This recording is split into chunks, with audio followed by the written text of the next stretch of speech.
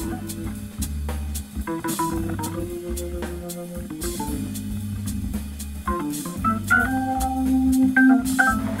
here in the studios behind Space with Dr. Lonnie Smith. Lonnie, welcome, man. It's great to have you here.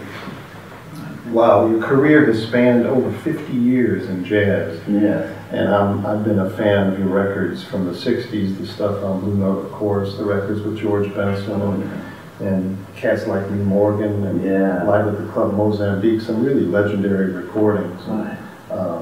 You're still doing it, you're still touring. What keeps you going, man? Music and the people. Yeah. It's worth it. When you travel, traveling is very difficult. It can be very difficult, but once you get where you're going and you playing for the people and making them feel good, because music is such a healer. Yeah. It also is the language all over the world. It's music that will bring people together. Music, it sings and it talks, it speaks. Yeah. I mean, sports does the same thing in a different way. Mm-hmm. It's also helpful. Mm-hmm. But music is a language that you don't even have to speak. Yeah. Because everywhere, all over, you don't have to learn how to do that, to dance to the music or move to the music. Right. The first time I saw you was, probably in the early 90s or late 80s. You were playing with Lou Donaldson, Peter Bernstein at the Chicago Jazz Fest. And I know Lou Donaldson, is an important person in your career. For sure. I had read that he recommended you to Blue Note Records. Is that true? He did. Yeah. Because before that I was with Columbia. Okay. Columbia Records, John Hammond, George Benson and I were playing. Right. And George Benson had gotten signed with Columbia, and I got signed at the same time. Mm-hmm. They came by a place on 135th and 7th Avenue, Palms Cafe, I think it was. And Lou had known me, and when he was doing a date, They called us Idris, George Benson, and myself. And we gelled so beautiful, right from the start. And the record was like nice to the Pearson Call. Yeah. And Wolf, Frank Wolf. Now, when I think of Blue Note, one of the things I think of is Rudy Van Gelder and his studios in New Jersey. The best. Yeah. The best, the top. Yeah. He's the top. He's the top man. Tell us, what is it about that studio? I heard it's in his living room. Well, it's in his living room. No? Not quite like that. He has an A-frame, it's like this in the studio part, so the sound is impeccable. So the way he had it set up, the way we used to do it, we used to have everything there, like sometimes people and food and everything. It's changed now. And also we would do an album. Within 3 or 6 hours we would do it, sometimes 1 or 2 albums.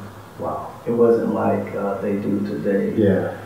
Next month, next year, work on it. Could you change this part here? Could you move this part here? It's not, it wasn't like that. You just played, and that's the way music, that's the way music should be. Yeah. It's not watered down. You actually hearing and feeling that person. That's the reason I don't particularly care for sound checks or practice. When you go on to a different place. Right. Because I want to feel just the way you feel at that moment. I mean, that seems so important, especially in jazz, where you're constantly trying to create and improvise. And that's what you want. Yeah. You don't want something that's all lined up for you all the time. Sure. I remember playing George and I, it was Philly Joe. And we were, Dave Hubbard, so we were in Philly. So long ago. Well, what happened? He had been hanging with Dizzy and Art and everyone. So when he came back to the dressing room, it was time to go on. to the judge, went on stage. Now, he did this. So I'm soloing, and he did this. And he dropped the stick. And he reached for the stick. When he reached for the stick, you know, your mind, you're playing, but people don't understand that. Yeah. You have to be into that music. Yeah. But he's feeling so, what can really go wrong? Right. He play what he wanted to play. Yeah. But I got really angry. I was so angry. Why? Because those type of things, I was angry at nothing. It didn't really matter. When the people came out, they heard music. You dropped the stick, it's okay. Yeah. I also wanted to ask you about Kenny Burrell, one of my favorites. Oh, another great guy. Yeah. Kenny Burrell is, to me, a gentleman. Can also play. You know, there was like a few guys that could really play that guitar. He's very tasteful, and he knows how to accompany someone. Because a lot of guitars get in the way and very, very loud. And when I think of Kenny Burrell, I also think of that strong blues foundation. Wow. He showed you that, see, a lot of people hear a song and they don't hear the blues in it. But it's in there. Yeah. It's in there. Yeah. He would make those notes sound so beautiful. Yeah. You know. Right. Tell me about your blues foundation and blues roots.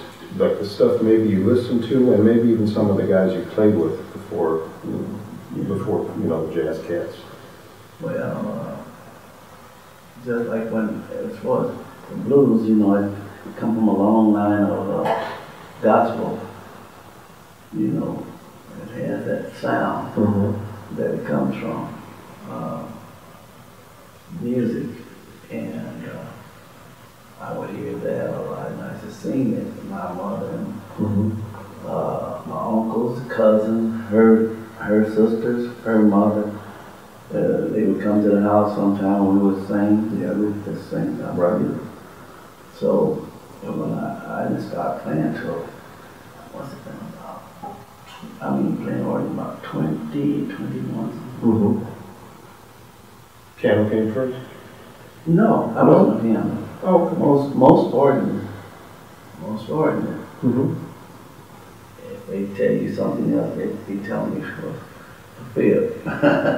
Because most organs were piano. That's the thing. Sure, that's what I thought. But the organ is another animal, another instrument. Sure. And you don't, well, you can approach it any way you want, but it tells another story. Have you seen a resurgence in the Hammond organ, in the Hammond organ sound in the last, say, 10, 20 years? Well, to me, it's a little different than a lot of people, because it never went anywhere to me. Right. You know, because that's what I do. Yeah. Yeah, and I never left. Right. You know, and if you listen to blues, gospel, rock and roll, country, they have an organ. Yeah. You know. But as far as a surge, the organ it's just like most instruments. 1 year, this comes along, it's a big thing. Yeah. Everything goes wrong. Can you share a favorite memory about playing in Chicago over the years? Well, Chicago, sure. I used to play at, what was the name of this? Jazz Works. When we had Joe Siegel showcase, right? Yeah. And what was in the southern part or something? He had another one, an old one I'm talking about. Back in the day I played there. And that was, I love that. That was a great spot. Jazz Workshop. Yeah, he always ended up with a pretty nice club. Sure. Back in the day. Lonnie, could you tell us about your new album? You spoke of the healing power of music. I mean, the new album is called The Healer. Yeah, The Healer is on my my label. I don't like to say my label. I like to say the People's label, which they kickstarted. Okay. It was a beautiful thing. Yeah. And I started a pilgrimage label. Mm-hmm. And I brought out The Healer. Now that's the first CD, which at that particular time I was recording another album, a CD to bring out, but you can't just bring out a CD that fast. You got certain things you got to do. A lot of people think it's overnight, but we were having a little problem with trying to blend in the film and the audio together. So that was so that's what was holding that up. It's called In the Beginning. Okay. And that is supposed to be the first album really with Pilgrims, where we brought out The Healer. And if people want to check out your music and where you're playing, could you let them know what your website is? Yes, it's Dr. Lonnie Smith. DrLonnieSmith.com? That's it. All right. Well, you better check it out if you want to hear one of the greatest Hammond organ players that's around today. And I'm looking forward to the set tonight, Oh, thank you. I'm ready. Thanks, Doctor. Oh, it's a pleasure today. All right. Appreciate it.